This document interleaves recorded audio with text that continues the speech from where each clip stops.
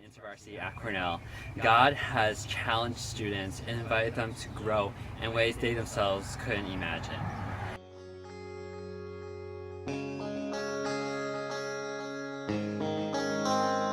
Some of the things that happened in AIV that I participated in were water bottle ministry. That's where we handed out water bottles during Halloween, I believe, to passerbyers to keep everyone hydrated, and we also prayed for them. We've been doing a lot of thinking about what is Asian American InterVarsity, and where are we going, and where are we headed, and where is God sending us? I think some of the most encouraging things have been seeing the growth of prayer in large groups as a community. So I think seeing freshmen come, and especially freshmen to our fellowship, and seeing their faith grow, I think a lot of that is really cool. One instance where you saw God at work. one of the clearest examples of me seeing God transforming someone's life was at NICUP, which is a spring break conference held in New York City. There is a friend of ours who went. So I went to NICUP during this past spring break. It was really good because for the first time, I think I was willing to let go of the very tight woundness. I didn't want to admit problems to myself because if you do that, then you're losing faith. And I understood who God was, and I think I saw Him work healing in my own life. Seeing God heal those places, in Him recognizing His true identity as a son of the Most High King was just, amazing. I've never seen such a clear example of transformation like that. And I think I saw God at work at many small moments during this year.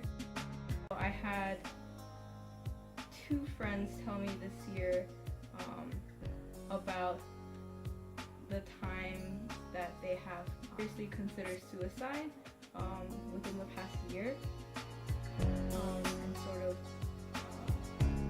their journey through it, and then my role in it as well. I've had another friend seriously deal with depression.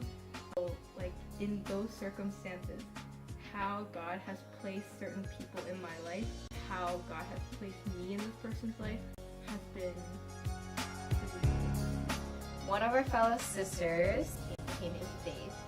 Just watching her grow from someone who never really knew about Christianity to someone who went to Basileia with me and participated in transforming prayer, and seeing how she seemed to grow even closer to God throughout the course of the year, and especially at Basileia, was not only encouraging but reminded me about my own faith.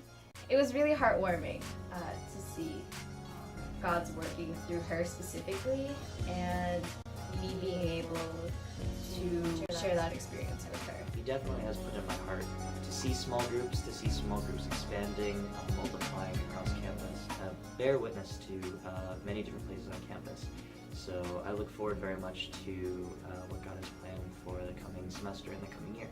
I've been convicted that part of the growth pains that we've been experiencing are because we'd rather hold on to past ideals of where we've been instead of looking forward. And a lot of these problems could be solved if we were more missional and more willing to dwell in truth as opposed to dwelling in prelims and stuff. During the summer while I'm here on campus, I'm starting a small group, not just being missional, but multiplication of small groups. I think one big prayer is something more than just for personal, therapy. Kind of struggle with the idea of making prayer be a missional thing, or it seemed like two different spheres basically, and I think love in the next year to make prayer a bigger part of what we do as a community, a bigger part of what we do as people who are bearing witness in all our spheres of life, and using prayer as a place where people who've never talked to God can talk to Him for the first time.